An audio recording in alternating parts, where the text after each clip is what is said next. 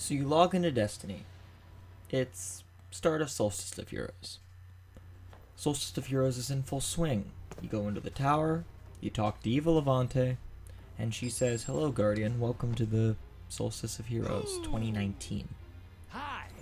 Bring us And you talk to her, you get the helmet, and you go into the EAZ to see this new, basically floating city, just to kill some ads, some bosses, and then open a bunch of chests at the end.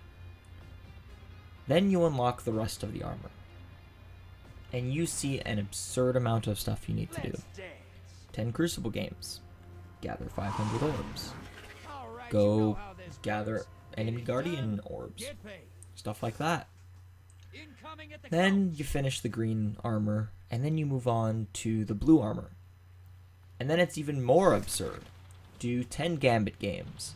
Do 1500 orbs. Get 500 orbs in a specific instance.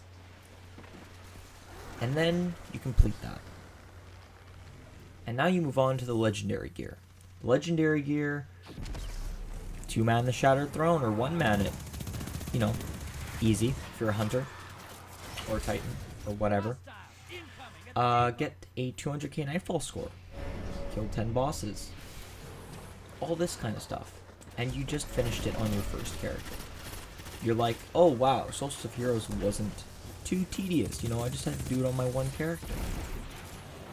And then you're somebody like me, or anyone else that actually likes this game still, which is very surprising because this game is slowly killing my insides. And then you go on to your Warlock, or your Titan, or your Hunter, whatever your second character is. And then you realize you gotta do it again. And it's the same requirements. A lot of people during Solstice of Heroes didn't really do Solstice of Heroes.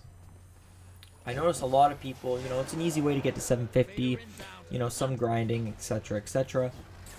But as you go through the Solstice of Heroes motions, you realize that this is probably the most tedious thing that you've ever had to do. It's a constant flow of picking up orbs, which barely pick up, and you have like 2 seconds to pick up, which is just great. And I wanted to make this video today because I wanted to explain how Bungie can improve Solstice of Heroes. Now last year we had the whole shit show of redoing missions that were absurdly difficult because the ads hit harder than Crota and Crota's End hard mode way back in the day. Or, Oryx. Back when you were under light.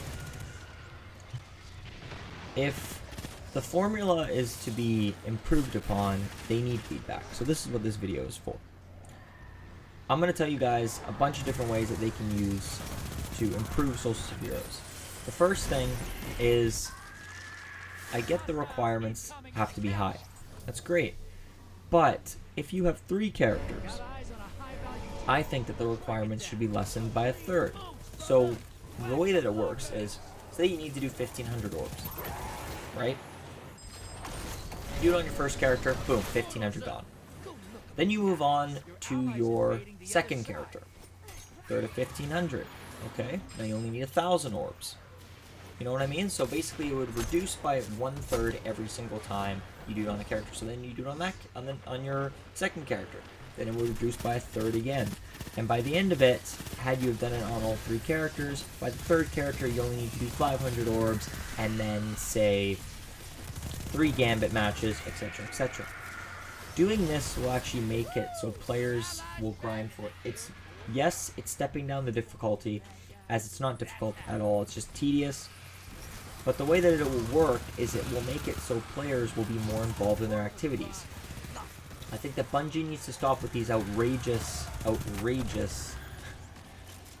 requirements of doing the Solstice of Heroes event. Yeah, you can grind it out in a day, but a lot of people, like myself, don't have the time to do it. And just honestly don't want to because it's so tedious and it takes up an entire day to do. Yeah, there are people that you can play with to speed up the process, but the fact that they ended up reducing the mini-boss count from 100 EAZ bosses to 50, and then they finally put in that, the end boss gives you 5 boss kills after two weeks into Solstice of Heroes, so that literally it was only here for a month. and it took them 2 weeks to finally say, hey guys, we need to lessen this because a lot of people don't want to do it, or when they do it, it's really tedious. Okay, that's the first one, and that's actually the primary one. As for the rest of Solstice of Heroes, the whole Engram situation. Bright Dust is hard to come by. Let's face it. When Shadowkeep drops, Bright Dust will not be hard to come by, but that's what they've said. We don't know how you'll get Bright Dust, how much Bright Dust you'll get. There is a farm currently right now, which I will actually make a video on, and I will put that link in the description when that video is out.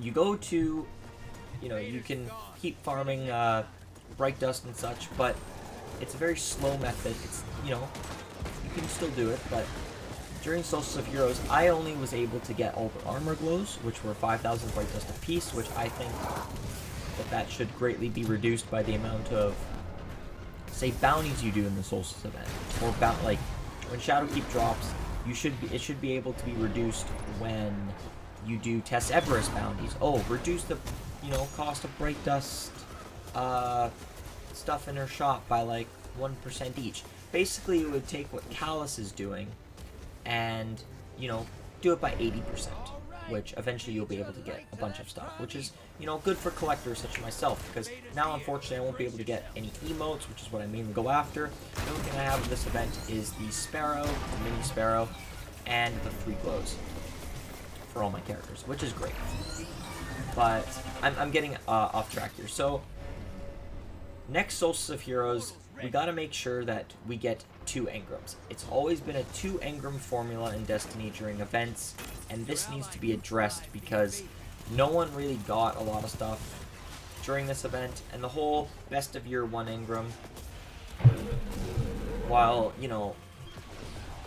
it's fine, a lot of people already have it, and it literally is a small loot pool of just purple stuff, and you can't really get Bright Dust off of that. Again, this will change in Shadowkeep, but this is for first and foremost, this is what's going on in this event. And I just wanted to give you guys these 2 little points here during the video. I mean, I want to know if you guys have actually done the Sparrows, or like gotten the Sparrows, sorry, for doing all 3 on your characters. Or have you just given up completely and done it on 1 character? Have you not done the event at all? Reason I'm saying, the whole other reason for this video is next month in September, they're doing a Mars Challenge event, which has some pretty outrageous requirements to do, and I don't think a lot of players will do them because the salty taste of the Solstice of Heroes event is still left in their mouth by Bungie. Giggity. So, thank you guys so much for watching. This is a quick little video today to explain, how they can change Solstice of Heroes. Just get rid of the outrageous requirements, make it so all players can enjoy it, even the vets, such as myself. Thank you guys so much for watching, and I will see you on the next video. Take care.